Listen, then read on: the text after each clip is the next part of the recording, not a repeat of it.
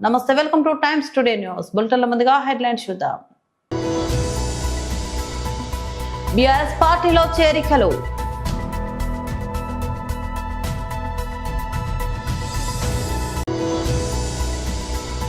మాజీ మంత్రి గుంటూరు జిల్లా వైఎస్ఆర్సీపీ అధ్యక్షులు అంబటి రాంబాబు ప్రెస్ మీట్.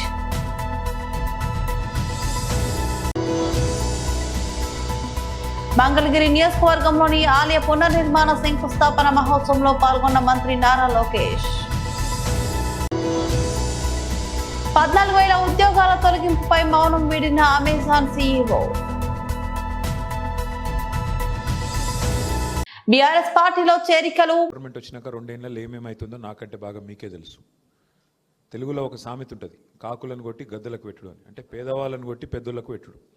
అట్లున్నది వీళ్ళ కథ.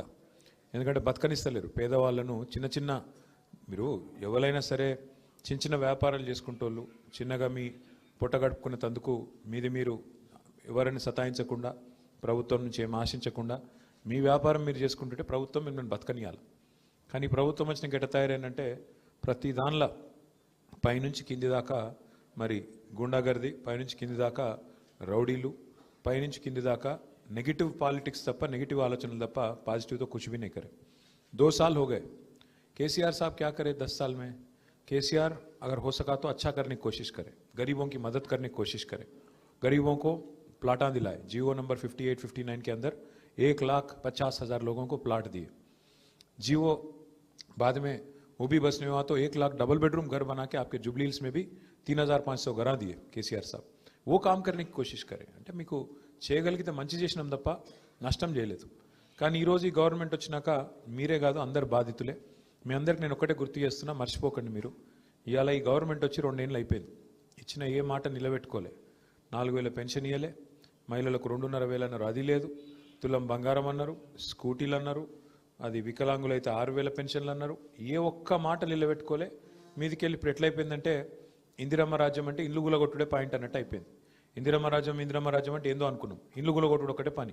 చూస్తున్నారు కదా మీరు టీవీలలో. ఎప్పుడు రోజు వారం శనివారం వచ్చిందంటే చాలు ఆడపోవాలి, ఏడ గరీబోళ్ళు ఇల్లు గులగొట్టాలి. పెద్దోళ్ళై ముట్టరు. మళ్ళీ ఏ పెద్దోని ముట్టరు, ఏ బలిసిన దగ్గరికి పోయే దమ్ము లేదు. పేదవాళ్ళు గరీబ్ గాళ్ళు అయితే మాత్రం 60 గజాలు 40 గజాలు 30 గజాల ఏమన్నా కట్టుకుంటే వాటి మీద నీకు ఈ కాగితం లేదు ఆ కాగితం లేదని గుంజుకపోవడు, గుద్దుడు, మొత్తం ఇల్లు గులగొట్టుడు. పిల్లగాళ్ళని ఆఖరికి అందులోకెళ్ళి వాటర్ బాటిల్ కూడా బ్యాగ్ కూడా తీసుకొని ఇవ్వకుండా స్కూల్కి పోయే పిల్లలు ఉంటే వాళ్ళను మెడల్ పట్టి నువ్వు పారేస్తున్నారు. ఇటువంటి గవర్నమెంట్ కాట మళ్ళీ ఓట్లే అన్నట్టు. నేను మీకు గుర్తు చేస్తున్నా, యాది పెట్టుకోండి. ఇది రోజు సరిగ్గా 2 ఏళ్ళు అయిపోయింది. ఇంకొక 500 రోజుల్లో మళ్ళీ కేసీఆర్ గవర్నమెంట్ రాబోతుంది. ఎక్కువ టైం లేదు, ఎక్కువ టైం ఏం లేదు. చూస్తుంటే పోతాయి. 500 రోజులు కళ్ళు మూసుకొని తెరిచే లోపల పోతాయి. మీరు ఎవ్వడు ఏ రౌడీగాడు ఏ గుండగానికి భయపడే అక్కర్లేదు. మనం 14 నవంబర్ రోజు బరాబర్ మళ్ళా గోపీనాథ్ భార్య మాగంటి సునీతనే గెలుస్తుంది.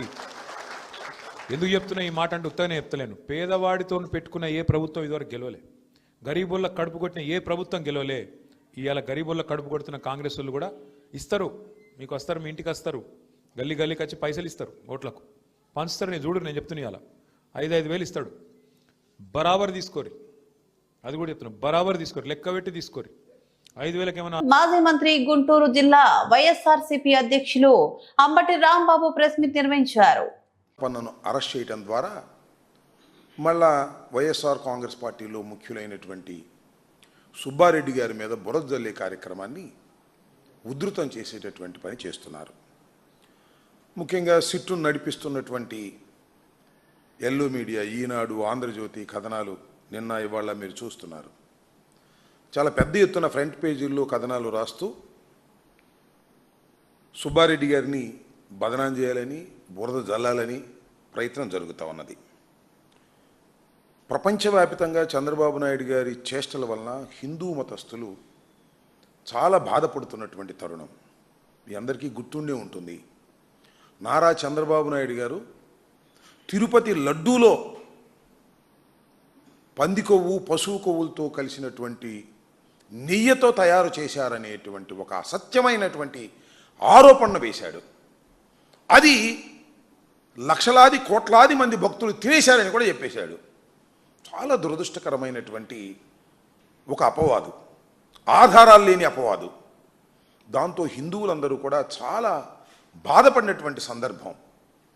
దాని మీద సుబ్బారెడ్డి గారు, పార్లమెంటరీ నాయకుడైనటువంటి మా సుబ్బారెడ్డి గారు, మాజీ చైర్మన్ అయినటువంటి టీడీ బోర్డుకు సంబంధించినటువంటి చైర్మన్ అయినటువంటి సుబ్బారెడ్డి గారు ఏకంగా సర్వోన్నత న్యాయస్థానమైనటువంటి సుప్రీంకోర్టును ఆశ్రయించడం జరిగింది.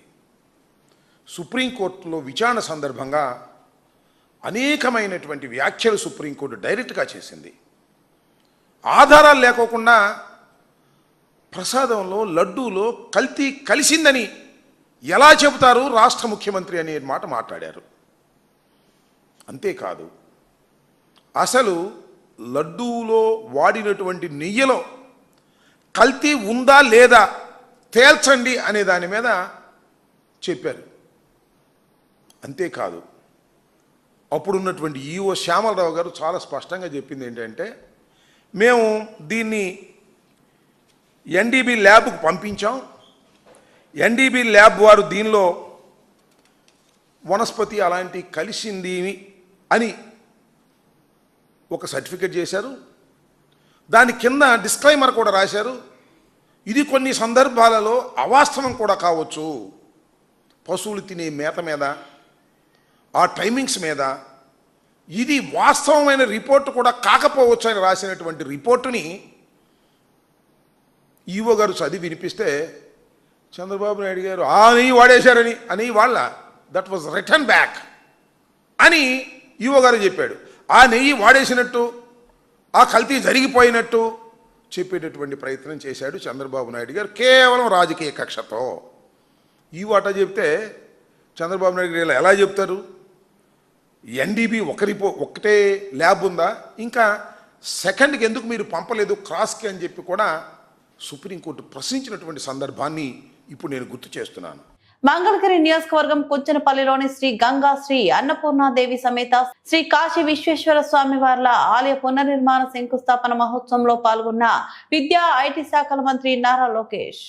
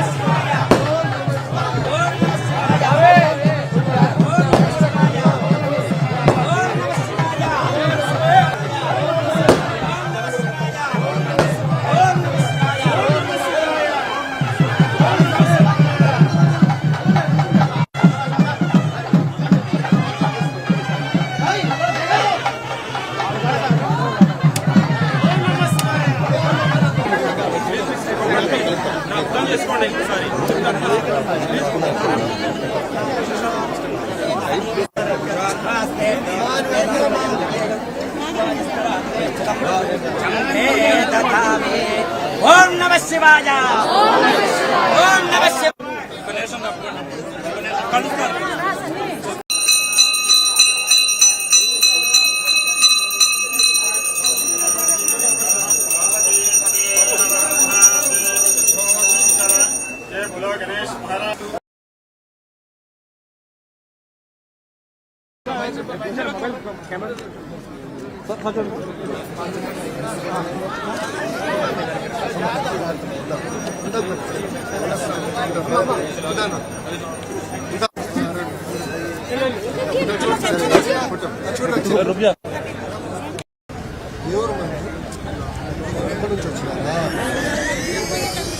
ఫోన్ నంబరు ఫోన్ చేస్తాను, కంగారు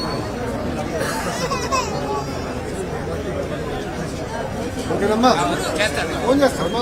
గంట సమయంలో ఆఫీస్ నుంచి ఫోన్ చేస్తాను, ఓకేనా? ఉంటానమ్మా.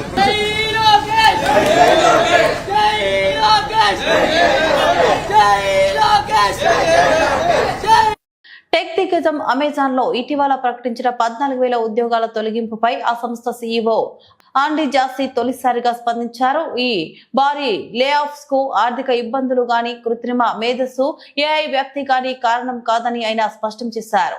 కంపెనీ వేగంగా విస్తరించడం వల్ల దెబ్బతిన్న కార్యాలయ సంస్కృతిని సరిదిద్దడానికే ఈ కఠిన నిర్ణయం తీసుకున్నామని ఆయన వివరించారు. బిజినెస్ ఇన్సైడర్ కు ఇచ్చిన ఒక ఇంటర్వ్యూలో ఆండీ జాస్సీ మాట్లాడుతూ, మేము ఇటీవల తీసుకున్న నిర్ణయం వెనుక ఆర్థిక కారణాలు లేవు. ప్రస్తుతానికి ఏఐ కూడా కాదు. ఇది పూర్తిగా మా కంపెనీ కల్చర్ కు సంబంధించిన విషయం అని తెలిపారు. గత కొన్నాళ్లుగా కంపెనీ వ్యాపారాలు, ఉద్యోగుల సంఖ్య, కార్యాలయాలు విపరీతంగా పెరిగాయని, దీనివల్ల సంస్థలో అనవసరమైన స్థాయిలు, లేయర్స్ పెరిగిపోయాయని ఆయన పేర్కొన్నారు. ఇలా జరిగినప్పుడు క్షేత్రస్థాయిలో పనిచేసే వారిలో ఓనర్షిప్ భావన తగ్గిపోతుంది. ఇది కంపెనీ వేగాన్ని మందగింపచేస్తుందని జాస్సీ వెల్లడించారు. అయితే ఆండీ జాస్సీ వ్యాఖ్యలకు కంపెనీలోని ఇతర ఉన్నతాధికారుల ప్రకటనలకు మధ్య స్పష్టమైన వైరుధ్యం కనిపిస్తోంది. అక్టోబర్ 28న ఈ తొలగింపులు ప్రకటిస్తూ సీనియర్ వైస్ ప్రెసిడెంట్ బెత్ గల్లెట్టి తన బ్లాగ్ పోస్ట్ లో ఏఐ ప్రభావాన్ని ప్రస్తావించారు. ఇంటర్నెట్ తర్వాత ఏఐ అత్యంత పరివర్తనాత్మక సాంకేతికత. దీని ద్వారా వేగంగా ఆవిష్కరణలు చేపట్టాలంటే మా సంస్థ తక్కువ స్థాయిలలో ఎక్కువ ఓపెనర్షిప్ తో చురుగ్గా లీన్ గా ఉండాలని అని ఆమె పేర్కొన్నారు. తెలంగాణ గిరిజన సంక్షేమ మహిళా డిగ్రీ కళాశాల Mulugu Eturu Nagaram NSS programme officer doctor Radhika K ఆధ్వర్యంలో నిర్వహించబడుతున్న 7 రోజుల ఎన్ఎస్ఎస్ శిబిరంలో భాగంగా తేదీ 29/10/2025 5వ రోజు చిన్నబోయినపల్లి గ్రామంలో ప్లాస్టిక్ వాడకాన్ని నిషేధించాలనే అంశంపై విద్యార్థులు మరియు ఎన్ఎస్ఎస్ యూనిట్ అవగాహన ర్యాలీ నిర్వహించారు. ప్లాస్టిక్ వాడకాన్ని నివారించండి, పర్యావరణాన్ని కాపాడండి వంటి నినాదాలు చేస్తూ విద్యార్థులు ముందుకెళ్లారు. సమీపంలోని వరి పొలాలను సందర్శించారు, రైతులతో సంభాషించారు మరియు పంట పరిస్థితులను పరిశీలించారు. ఈ కార్యక్రమంలో కళాశాల ఎన్ఎస్ఎస్ సభ్యులు మరియు లెక్చరర్లు R Manjula, A Jyothi, staff nurse G Jyothi, caretaker G Saritha మరియు ఎన్ఎస్ఎస్ వాలంటీర్లు పాల్గొన్నారు. రమేష్ సార్ గారికి, మన వార్డెన్ సార్ నరసింహారావు సార్ గారికి, సో ఈ స్కూల్ బాయ్స్ ఫస్ట్ వాళ్ళకి థ్యాంక్ చెప్పాలి. నేను కనపడగానే వాళ్ళు పరిగెత్తుకుంటూ నా దగ్గరికి వస్తుంటారు. చాలా థ్యాంక్స్ బాయ్స్. కొన్ని డేస్ నేను 7 days పరిచయము, చాలా నాకు దగ్గరగా హార్ట్ టచ్ అయిపోయారు. Special thanks to press and media support with our NSS programme success. Sir వాళ్ళకి ప్రత్యేకంగా కృతజ్ఞతలు చెప్తున్నారు. రాజశేఖర్ సార్, ఠాగూర్ సార్, మనం మెరుగు ప్రసాద్ సార్, ఇంకా ఎవరైనా రాని వాళ్ళంటే ప్రెస్ అండ్ మీడియా చాలా సపోర్ట్ చేసి మనకి సక్సెస్ చేశారు. పోయిన ఇయర్ 2024 ఏప్రిల్లో చేస్తాం మనం. సో ఇప్పుడు మనం ఈ ఇయర్ చేస్తున్నాం 2025లో. 26 కూడా ఒకటి ఉంది మనకి, డ్యూ ఉంది చిన్నబోయినపల్లి. నెక్స్ట్ ఇయర్ కూడా ఖచ్చితంగా చేస్తాం మనం ఇక్కడ. ఫస్ట్ ఆఫ్ ఆల్ నాకు ఈ చిన్నబోయినపల్లి అంటే చాలా ఇష్టం, ఎందుకంటే నన్ను ప్రేమతో చూస్తారు అందరు. ఇక్కడ కనబడగానే బాగున్నావా అని అడుగుతూ ఉంటారు. చాలా థ్యాంక్స్ సార్, వీళ్ళకి అందరికీ థ్యాంక్స్ సరిపోదు. ఎస్పెషల్గా ఇంకా నాకు హార్ట్ టచింగ్ అని చెప్పాలి. సో ఫస్ట్ ఆఫ్ ఆల్ మనకి ఇక్కడ అడగగానే ఆశ్రమ పాఠశాల ప్రిన్సిపల్స్ రమేష్ సార్ గారికి చాలా థ్యాంక్స్ సార్. మేము అడగగానే మాకు అకామిడేషన్ ఇచ్చారు. అట్లాగే మన వార్డెన్ సార్ కూడా మనకి అకామిడేషన్ ఇచ్చి మంచి, అంటే ఎప్పుడు ఏ టైంకైనా కాల్ చేసి సార్ అన్ని అడుగుతుంటారు. చాలా స్పెషల్ థ్యాంక్స్ సార్ నరసింహారావు గారికి. సో మనకి ప్రెస్ అయితే ఎప్పుడు నేను కాల్ చేయగానే ఒక బ్రదర్స్ గానే నాకు కనెక్ట్ అవుతారు. ప్రసాద్ సార్, రాజశేఖర్ సార్, ఠాగూర్, ఇంకా వేరే వాళ్ళు కూడా ఉన్నారు, నేమ్స్ తెలియదు నాకు. సో వాళ్ళందరికీ ప్రత్యేక కృతజ్ఞతలు చెప్తూ ఈ 7 days ఎన్ఎస్ఎస్ ప్రోగ్రామ్ లో ఫస్ట్ డే మనం హెల్త్ క్యాంప్ చేస్తాం, సెకండ్ డే మనము ప్రాక్టీస్ మీద అవేర్నెస్ ప్రోగ్రామ్ కండక్ట్ చేయడం జరిగింది. థర్డ్ డే మనం ఏం చేస్తాం, ప్లాంటేషన్ చేస్తాం. ఫోర్త్ డే ఏం చేస్తాం, ఇంటింటి సర్వే చేస్తాం. ఫిఫ్త్ డే మనం ప్రతి అంటే వాళ్ళ విలేజ్ లో పరిసరాలను మన ఇంటి సరౌండింగ్ లో కూడా నీట్ గా ఉండాలని ప్రతి ఒక్కరికి మన డోర్ టు డోర్ వాళ్ళందరికీ కనెక్ట్ అయ్యి వాళ్ళందరి దగ్గరికి కలవడం జరిగింది. 6th డే కూడా మన లాస్ట్ డే పొలాలకు వెళ్ళడం జరిగింది. వెళ్ళి రైతులతో కూడా మాట్లాడడం, ఇక్కడ ఏమేమి పంటలు పడతాయి, ఎలా ఉంటుంది, ఇక్కడ మీకు ఎంత ప్రాఫిట్ వస్తుంది, మీరు వ్యవసాయంతో పాటు ఇంకేమైనా చేస్తున్నారా అని అడిగాను. కొంతమంది చెప్పారు సైడ్ బిజినెస్ కూడా ఉన్నాయి, చికెన్ సెంటర్, తర్వాత హోటల్స్ అలాంటివి అన్నీ ఉన్నాయన్నారు. వాళ్ళందరూ చాలా సపోర్ట్ చేశారు. మళ్ళా వచ్చావా అని అడిగారు నన్ను. మా పిల్లల్ని కూడా ప్రత్యేకంగా మా పిల్లలకు థ్యాంక్స్ చెప్పాలి. సర్దార్ వల్లభాయ్ పటేల్ 150వ జయంతి సందర్భంగా రన్ ఫర్ యూనిటీ కార్యక్రమంలో భాగంగా నల్గొండ జిల్లా మిర్యాలగూడ టూ టౌన్ పోలీసుల ఆధ్వర్యంలో పట్టణంలోని సాగర్ రోడ్ లో టూకే రన్ నిర్వహించారు. ఈ కార్యక్రమాన్ని డీఎస్పీ రాజశేఖర్ రాజు జెండా ఊపి ప్రారంభించారు.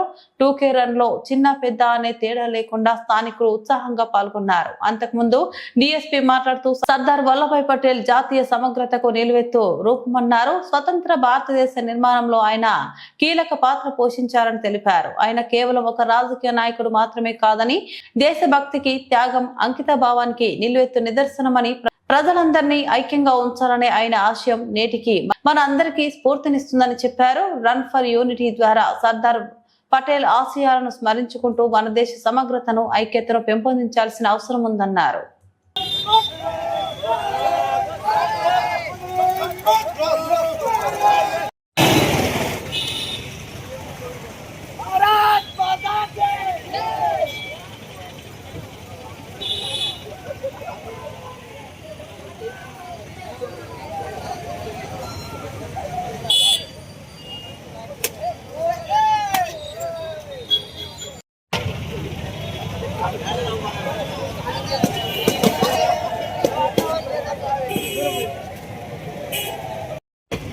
ఈరోజు ఈ 31 అక్టోబర్ 2025 రోజున డిపార్ట్మెంట్ ఆదేశాల మేరకు, ప్రభుత్వ ఆదేశాల మేరకు భారతదేశంలో మనిషిగా కొనసాగిన సర్దార్ వల్లభాయ్ పటేల్ గారి 150వ జయంతి సందర్భంగా ఈ యూనిటీ ర్యాలీ అనేది నిర్వహించడం జరిగింది.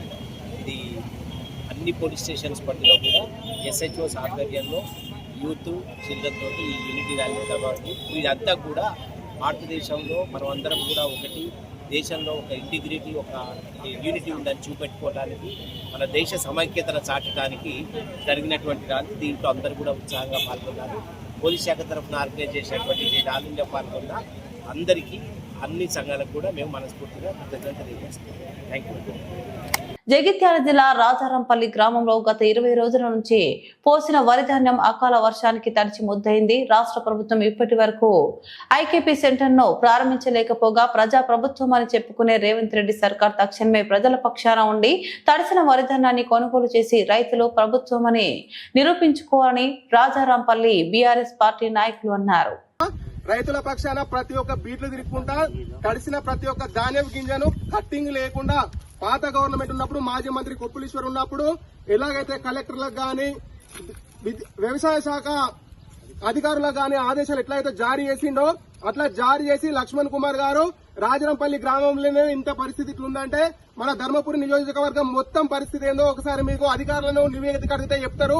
మీరు ఆ ఎలక్షన్ క్యాంపెయినింగ్ బంద్ చేసి ధర్మపురి నియోజకవర్గానికి వచ్చి ఈ రైతుల పక్షాన కేసీఆర్ ప్రభుత్వం రైతులు రాజు చేస్తా అని చెప్పిండు. ఆ రైతులు రాజు చేసిన ఏందో కానీ మీ ప్రభుత్వం వచ్చినాక రైతులు అరిగోసపడుకుంటా యూరియా బస్తాలకే నిద్రలు లేకుండా గడుపుకుంటూ ఒక్కొక్క బస్తా తెచ్చుకుని ఏదో పండించిన పంటను అమ్ముకుందామనే టైంకు ఇప్పటి వరకు కూడా రాజరంపల్లి యొక్క ఐకేపీ సెంటర్ ఓపెన్ చేయలేదు. ఆ ఐకేపీ సెంటర్ ని ఎందుకు ఓపెన్ చేస్తలేరో కూడా మీ ఉన్నతాధికారులు తప్పకుండా తెలియాల్సిందే. 20 రోజులైతుంది ధాన్యం పోసి రైతులు ఎత్తుకుంటా ట్రాక్టర్లలో ఇండ్లకు తరలించుకుంటా ఎండబోసుకుంటా మళ్ళీ నీకు జోకాలంటే టైం లేదు. తడిసిన ధాన్యంతో పాటు మొలికెత్తినా కూడా కటింగ్ లేకుండా వాళ్ళ ధాన్యాన్ని కొనే వరకు రైతుల పక్షాన బీఆర్ఎస్ పార్టీ ఎల్ల ఉంటుంది. మీరు తప్పకుండా ఇప్పుడు రైతును కూడా అడగండి, చెప్తాడు వాళ్ళని కూడా. మేము 20 రోజుల కోసి మాకు పట్టించుకునేటోళ్ళు లేరు. అంత నాణ్యయి పోసుకుపోతున్న ఇండ్లకు మళ్ళా ఇదంతా అంగడి ఉన్నది.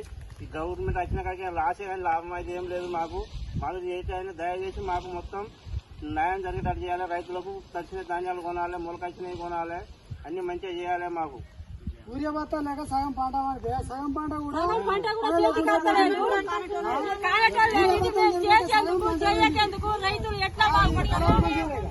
దయచేసి ఈ నియోజకవర్గ మంత్రి గారికి విజ్ఞప్తి ఒకటే, రైతుల పక్షాన మీరు ప్రజా ప్రభుత్వం, ప్రజల ప్రభుత్వం అని చెప్పుకుంటున్నారు కదా, మీరు ప్రజల ప్రభుత్వాన్ని నిరూపించుకోవడానికి తక్షణమే మీ వడ్లను మీ ఐకేపీ సెంటర్ ను ఓపెన్ చేపించి ఎట్లున్న వడ్లను అట్లా జోకించుకొని మీ ఐకేపీ సెంటర్ జోకాలని ఆదేశాలు జారీ చేస్తారని ఆశిస్తూ రానున్న రోజులలో ఇప్పుడున్న పరిస్థితి రాకుండా ఉండాలంటే ఏం చేయాలో దాని మీద కూడా చర్యలు రైతు రైతు రైతో పాడుగాను నీ రాతో మెతుకు మెతుకుపై నీ పేరున్న వెతుకులాట నీ బతుకు చివరకు చేరుతుంది ఏ చితికో రైతు రైతు రైతో పాడుగాను నీ రాతో మెతుకు మెతుకుపై నీ పేరున్న వెతుకులాట నీ బతుకు చివరకు చేరుతుంది ఏ చితికో నువ్వు పండించే ధాన్యమే దేవుని గుళ్ళో ప్రసాదం ఆ దేవుడికెందుకు తెలియదు మరి నీ ఇంట్లో నీ విషాదం కళ్ళకత్తుకొని తింటారు నీ కన్నీళ్ళెవరు బాబు. బులెటిన్ ముగించే ముందు మరోసారి హెడ్లైన్స్ చూద్దాం. బీఆర్ఎస్ పార్టీలో చేరికలు.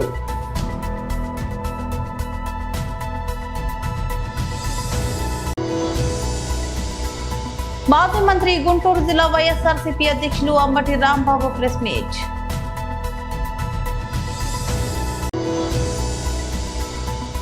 మంగళగిరి నియోజకవర్గంలోని ఆలయ పునర్నిర్మాణ శంకుస్థాపన మహోత్సవంలో పాల్గొన్న మంత్రి నారా లోకేష్. 14,000 ఉద్యోగాల తొలగింపుపై మౌనం వీడిన అమెజాన్ సీఈఓ. ఇవి బులెటిన్ అప్డేట్స్. మరో బులెటిన్లో మళ్ళీ కలుద్దాం. అంతవరకు సెలవు. నమస్తే.